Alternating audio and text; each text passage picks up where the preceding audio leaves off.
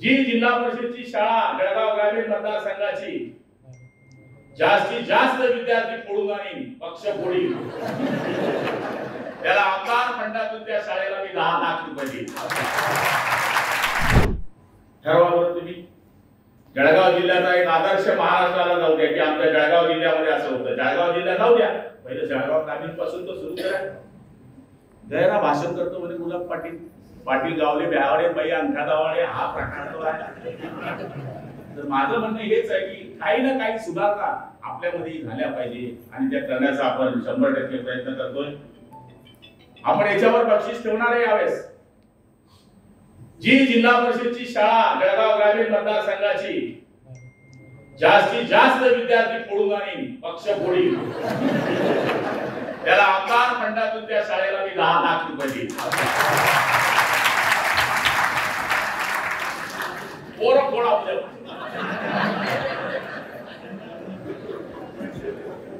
जे इंग्लिश मीडियमचे पोरं फोडतात या मास्तरांनी आजपासून तयारी करायची.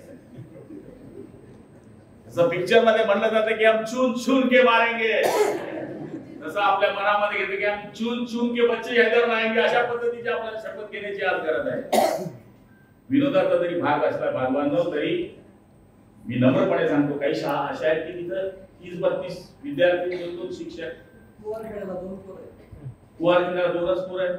सांगा बरं शासनाची काय चूक आहे? 70 पगार असेल की नाही? एका पोट्यावर 35,000 कसं जमते बरं? माझ्या प्रायव्हेट शाळेमध्ये 10,000 पुरं काम करतायत. 10,000 वर माझ्या शाळेत 10,000 वर काम करतायत. देवाची कृपा आहे, परमेश्वराची कृपा आहे की आपल्याला परमनंट नोकरी बरोबर छोकरी 10x10ची खोली सगळं झालंय. पण आता आपल्याला मागच्यांचा विचार करायचा आहे.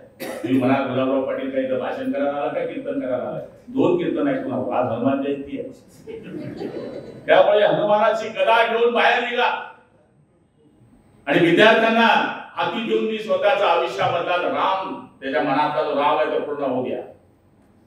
आणि मला खात्री आहे जळगाव ग्रामीण मतदारसंघ आणि जळगाव जिल्हा शिक्षणामध्ये आपण पुढे चाललोय, गुणवत्तेमध्ये आपण पुढे जातोय.